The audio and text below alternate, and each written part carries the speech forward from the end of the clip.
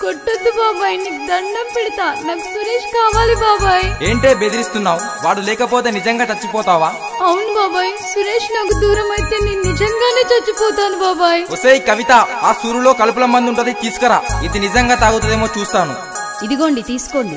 చస్తా అని బెదిరించావు కదే, ఇదిగో మందు. చావు అనేసరికి భయమేస్తుందా? నా చావుతోనైనా మీరంతా మారుతానంటే ఈ జన్మకి ఇంకా సెలవు బాబాయ్. అయ్యో అయ్యో ఏమండి, అది నిజంగానే తాగేసింది. స్వప్న! స్వప్న!